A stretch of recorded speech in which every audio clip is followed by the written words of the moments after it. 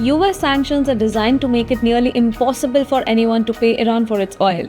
However, China still manages to avoid US sanctions and import billions of dollars worth of Iranian oil. But how? China is secretly funneling billions of dollars to Iran through a covert payment system that bypasses US sanctions, a WSJ report states. Over the years, the US has implemented heavy sanctions on Iranian industries, including trying to stop tankers used to transfer Iranian oil to China, which could help fund Iranian nuclear development programs. In 2015, Western sanctions were lifted from Iran to export its oil. However, they were reinstated in 2018 after the US found out that Iran was secretly working on its nuclear programs. In July, the US Treasury Department imposed additional sanctions, which Washington called the most extensive action of its kind since 2018. Now, with such sanctions in place, countries cannot use international payment systems or gateways. However, despite such rigid restrictions, China still purchases Iranian oil. China here employs the age-old barter mechanism that swaps Iranian crude for Chinese-constructed infrastructure, evading the global banking system where sanctions bite, according to Western officials. Officials estimate in 2024 alone, Iran exported crude worth $43 billion, nearly 90% of which went to China. $8.4 billion of oil revenues from this secret pipeline went into financing China's projects within Iran. That's part of an estimated $43 billion in exports from Iran.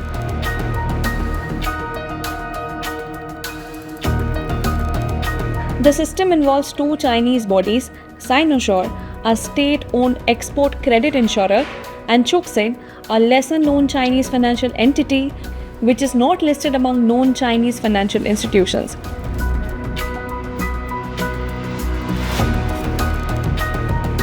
An Iranian-linked company sells crude to a Chinese buyer, often tied to a state trader such as Shuai Zhenrong. Now, instead of remitting money directly back to Iran, the buyer deposits money into Chuxin. Chuxin then pays Chinese builders building infrastructure in Iran. These projects are insured through Sinosure, enabling the flow of value without using international banking rails. In effect, crude oil is exchanged for infrastructure work, a kind of barter arrangement, and this setup bypasses banking systems under sanctions. However, Beijing's foreign ministry told the WSJ that it was unaware of the arrangement and opposes illegal unilateral sanctions.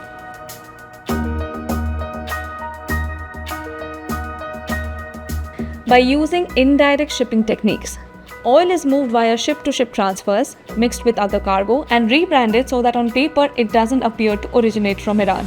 Now, as per reports, the tankers full of oil sail from the Persian Gulf through the Strait of Malacca to the Rio Archipelago. There they transfer the crude oil to ships bound for China. A CBS News investigation revealed that China uses what's known as a dark fleet to transfer oil from ship to ship in the middle of the sea.